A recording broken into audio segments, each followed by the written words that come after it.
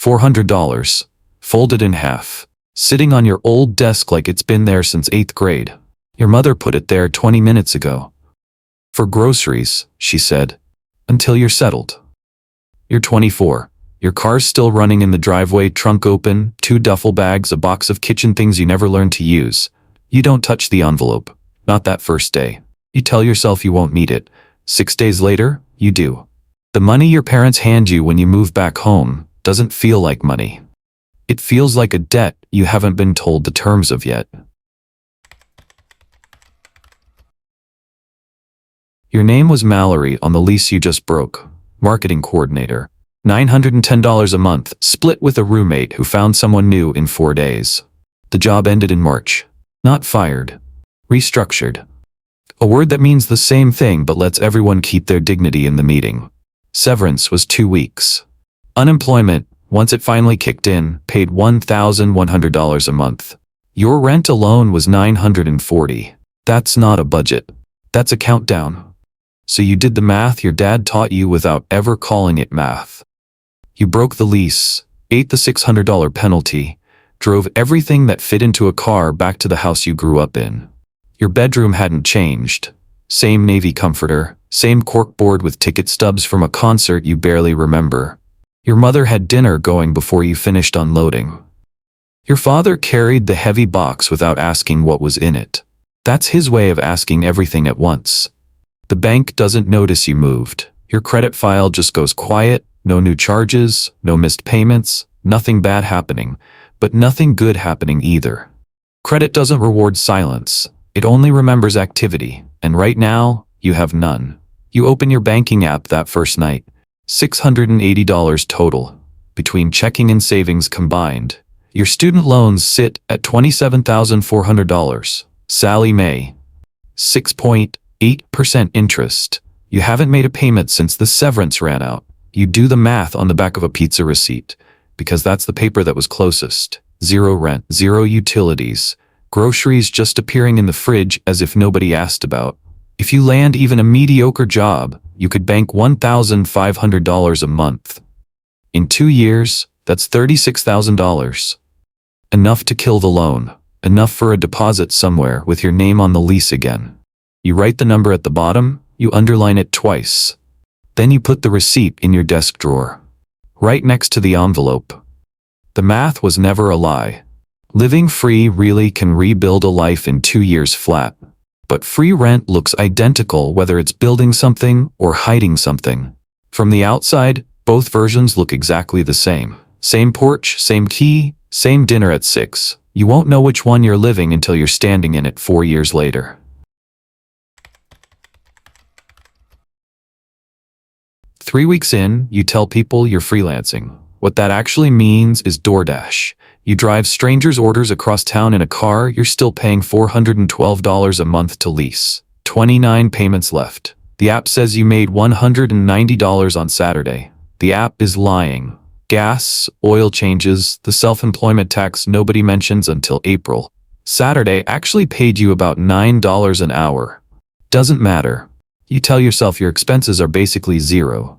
That sentence does more damage than any purchase you'll ever make. Your mother starts leaving a plate covered in foil on the nights you work late. She's learned your schedule better than you have. You open a rewards credit card.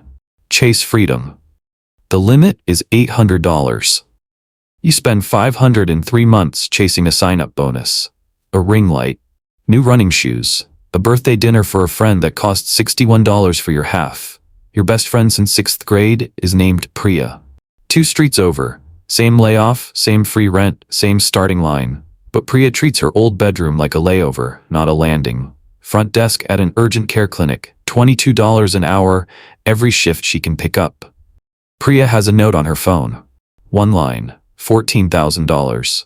Enough for a deposit somewhere that isn't her childhood room. You're living for free right now, she tells you over tacos. If you're still broke in 2 years, that's on you. You laugh. You agree. Agreeing costs nothing. When the check comes, you go to split it and your card gets declined. Priya covers it, doesn't say a word about it. Somehow that's worse than if she had. Your credit card balance climbs to $640. You pay the minimum, $25. Your savings account holds $318. Free rent was handing you $1,500 a month with both hands. Somewhere in the last 3 months, you set that money down. You just can't say exactly where. Your loan servicer calls in April. You almost don't pick up. Unknown number, area code from Delaware. It's a real person. Her name is Andrea. She's not rude. She's just reading from a screen. Your account is 90 days past due, she says. Would you like to discuss forbearance options? Forbearance sounds like mercy. You look it up after you hang up. It's a pause button that keeps charging you while it's paused. You take it anyway. $27,400 stops being due. But the 6.8% interest doesn't stop. It just keeps compounding, quietly in a column you've stopped checking. Your father asks how the job search is going. Once, casually, over cereal. You say it's going. He doesn't ask again for 3 weeks. That's not him giving up on you. That's him running out of ways to ask the same question without it turning into a fight. Your mother does the opposite. She tells her sister on the phone that you're figuring things out. You hear her say it from the hallway. Something in your chest folds up small, because you know she means it, and you know it's not quite true. May. You get a tax refund, $640, plus $80 from your grandmother for your birthday, $720 total. A guy on a live stream turns $800 into $11,000 in front of 30,000 viewers. Some coin you've never heard of. You put in $500 the $720. 8 days later, the account touches $890. You screenshot it. You tell Priya. You almost text your mom. 19 days after that, the account holds $61. You tell no one this part. The screenshot stays in your phone for 2 years. Money like that isn't a staircase. It's a slot machine wearing a staircase's clothes. A pause button on debt feels like relief in the moment you press it. It only feels like a mistake months later when you finally check the number again. $29,100. That's what the loan balance says now. It grew by $1,700 while you weren't watching. Not because you spent it. Because you paused it. The paperwork just says your payment is $0 a month. It doesn't say the meter's still running underneath. You put your bank app in a folder on your phone you have to swipe twice to find. Out of sight isn't the same as out of debt. But at 25, in your childhood bedroom, it feels close enough. Your father comes home early on a Tuesday. That never happens. 22 years at the plant, and he's never once come home before 5. He sits at the kitchen table still in his work boots. Your mother's tea goes cold in front of her. They offered me a buyout, he says. Take it now, or wait and maybe get walked out with nothing in 18 months. He's 59. His knees sound like gravel on the stairs some mornings. He takes it. $41,000. That's the number in the folder he sets on the table. It sounds like a lot until your mother says the next sentence. We're gonna sell the house. You didn't know the house was the retirement plan. 28 years of mortgage payments, the only asset that grew while they slept. 2 pensions frozen a decade ago. A 401k started too late to catch up.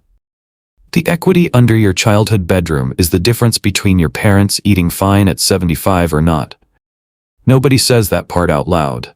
The listing photos say it for them. You have 90 days. You have $481. You apply to 31 jobs in 3 weeks. 4 interviews. All 4 die on the same question. What have you been doing since March of last year? There's no clean answer to that, not one that fits in an interview. In a conference room with a stained ceiling tile, it finally lands on you. The gap in your resume isn't a blank space you can explain around. The gap is the whole story now. Moving out arrives like an invoice nobody warned you was coming. First month, last month, deposit, on the cheapest room you can find, $1,310, due before you can move a single box. You sell your gaming setup in a parking lot for $190. It costs $620 new. Your dad calls the difference the stupid tax. It's the closest thing to a finance lesson he's ever given you. And it's the one that sticks. On moving day, your mother hugs you in the half-empty kitchen. She presses folded bills into your hand without looking at you. $200 for groceries, she says. Her voice catches on the word groceries, same as it caught on settled 2 years and 1 lifetime ago. Taking it might be the hardest transaction of your whole life. You take it. Your car gets towed on a Thursday in February. You'd parked it overnight on a street with a sign you didn't read closely enough. The fee is $380 plus $40 a day storage. You have $141 total, across every account you own. You walk 2 miles to the impound lot just to get your registration and a blanket out of the trunk. That night, you sleep sitting up in a 24-hour laundromat on 5th Street. Fluorescent lights. Dryers breathing warm air into a room that smells like fabric softener and other people's exhaustion. The owner is a woman named Ottilie, late 60s, reading glasses on a chain around her neck. She doesn't say anything the first night. She just walks past your chair around 2 in the morning and turns the thermostat up 2 degrees. She never once asks why you're there. In 3 weeks, she says maybe 15 words to you total. Every one of them is about the weather. You'll remember all 15 for the rest of your life. This is what 4 years of invisible rent actually costs once the bill finally comes due. $29,100 in student loans, still sitting in forbearance, still compounding in the dark. A credit card balance of $1,410 at 26.9%. A car in an impound lot you can't afford to get out. You are 28 years old, and your net worth, if you actually wrote it down, would have a minus sign in front of it. You don't write it down. Looking at it directly feels like it would make it more true. The phone plan lapses for 6 days because you couldn't cover the $19 bill. The one callback you'd been waiting 3 weeks for from an actual job rings into a dead number. Being broke has a cover charge you don't find out about until you're already inside. You think about calling Priya. You don't. Shame is efficient like that. It cuts you off from exactly the people who'd help right when you need them the most. You think about the envelope, the $400 from that first week, long spent, long gone. But you remember, sitting in that plastic chair at 2 in the morning, that you never once said thank you for it properly. You told yourself you'd pay it back somehow. You just didn't know yet what that would actually mean. Priya finds you on a Friday morning at the laundromat. Her water heater died, and Ottilie's is the closest one open before 6. She stops in the doorway with a duffel bag over her shoulder. Doesn't say anything for a second. Her oldest friend asleep, sitting up in a plastic chair. You'd been dodging her calls for 2 months. She doesn't lecture you. She says 4 words. Get in the car. Over eggs at a diner, she slides her phone across the table. A number already ringing. Her cousin runs a warehouse crew for a shipping company outside town. Monday, 6 a.m., she says. I told him you'd be there. Don't make me a liar. Then she drives you to the impound lot and pays the $380 like it's a parking meter. When you start the speech about paying her back, she holds up one hand. It's not a gift, 20 a week till it's even. Now you've got a reason to answer your phone. Monday, you're in the lot before the gate opens. $16 an hour plus whatever overtime you can grab. Your first shift runs 9 hours. You come home and sleep 10 hours straight. There are 2 kinds of tired. You'd only ever known one of them. 3 weeks in, you rent a room. $440 a month, split 5 ways, a door that actually locks. At the dollar store, you buy a plain notebook for $2.99. It becomes the single most important financial product you will ever own. Every dollar in, every dollar out. Every Sunday night. 4 rules written inside the front cover in pen. Priya gets paid first. $100 to savings, the second the check lands. No food you didn't cook. $20 exception for emergencies. If you can't explain it to the notebook, you don't buy it. Then you open a second account. You name it, the envelope. You set an automatic transfer. $200 a month. 4 years of free rent, and you'd banked none of it. So now you pay it back every month to the person you were supposed to become back then. The bank thinks it's a savings account. You know it's a debt you owe yourself. You finally open the folder with your loan paperwork. $29,100. Still sitting there. You call the servicer and get on an income-driven plan. $91 a month. The number doesn't shrink, but it stops growing in the dark. That turns out to be most of the fight. 6 months in, your supervisor, a man named Corwin, makes you shift lead. $19 an hour. His entire promotion speech is one sentence. You're the only one who counts the pallets twice. You start noticing something about the warehouse clients you deliver to. The ones running small businesses out of storage units. Their invoices are handwritten. Their inventory tracking is a mess. Rich or not, everyone's paperwork tells the same story, if you know how to read it. It starts with one invoice. A woman named Deshawn runs a small resale business out of a storage unit, selling second-hand furniture online. She asks if you'll help her track inventory for $20 an hour, a few nights a week. You build her a spreadsheet in one evening. Nothing complicated. Columns for what she bought, what she sold, what she still owes on. She looks at it like you handed her a diamond. Word moves fast in a small business world. By spring, you're doing the same thing for 4 other people. $60 here, $90 there. Cash, mostly, deposited straight into the envelope account before you can talk yourself into spending it. You file for an LLC, $125. You buy liability insurance, $31 a month. You write your first one-page contract, half the payment up front, over $200. Your notebook gets a second section. At 29, your income splits 3 ways. The warehouse job, the bookkeeping side work. And for the first time in your life, actual investment returns showing up in an account you didn't touch this month. You max your Roth IRA contribution for the first time, $7,000 a year, growing completely untaxed. You put exactly enough into your 401k to catch the full employer match. Not $1 less. The credit card gets paid in full every month now. The 26.9% interest rate becomes a number you know about instead of a number you feel. It's not one big decision that changes things. It's the same $200 transfer, the same Sunday night notebook entry, repeated so many times it stops feeling like discipline and starts feeling like breathing. Priya buys her first duplex that October. $61,000 saved, a tenant already lined up for the upstairs unit. At her housewarming, your dad spends 40 minutes in her garage talking about water heaters and comes away with a light in his face you haven't seen since you were in high school. You don't compare your progress to hers anymore. You just do your own math now, and your own math is finally moving in the right direction. At 31, your bookkeeping side work turns into 3 regular clients, paying you a flat monthly retainer. Your combined income crosses $88,000 a year. Your net worth, for the first time you can remember, has a plus sign in front of it, $114,000.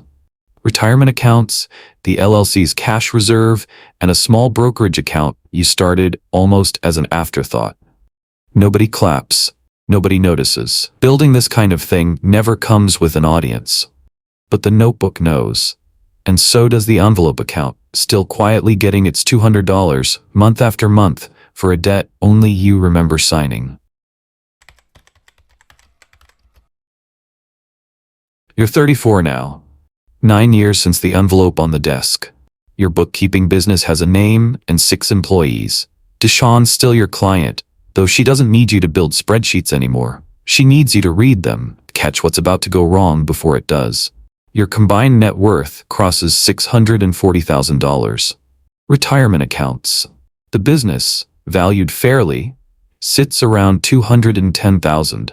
A small rental property you closed on last year, bought with cash you didn't have to explain to anyone. Your student loan is gone.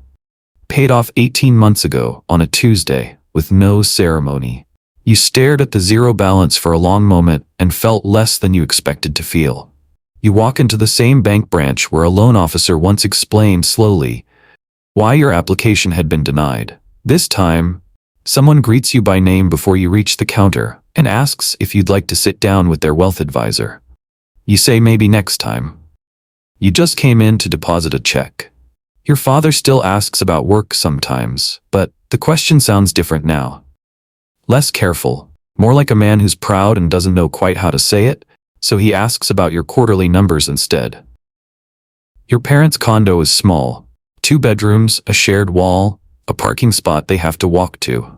Last spring, you covered the down payment on a slightly bigger place for them. Not a gift, you told them. A loan, 20 years, 0 interest, paid whenever they can. Your mother cried at the kitchen table. Your father just nodded and asked to see the paperwork twice. You still keep the envelope account open. $200 a month, automatic, into an account that stopped needing it years ago. You never turn it off. It's a pulse. Proof you remember exactly where you started. Every Sunday, you still write in the notebook. 11 of them now, in a fireproof box in your closet. Last month, a woman called about bookkeeping for her son's situation, laughing a little as she said it. 24, marketing degree, laid off, moving back in with his parents. Just till he's back on his feet. 3 months? Tops. You know exactly how that sentence ends. You know both ways it can end. You didn't tell her that. You just took the job. Somewhere across town tonight, a mother is putting fresh sheets on a twin bed her son hasn't slept in since high school, telling herself it's only temporary, meaning it with her whole heart. She has no idea yet what the next 4 years might cost her son, or what they might build. Neither did you. 10 years after the first one, you hand your mother an envelope. She laughs. What's this? For groceries. She looks at you the exact same way you looked at her, standing in that kitchen at 24. Then she pushes it back. I don't need it. You smile. This time, you leave it on the table anyway.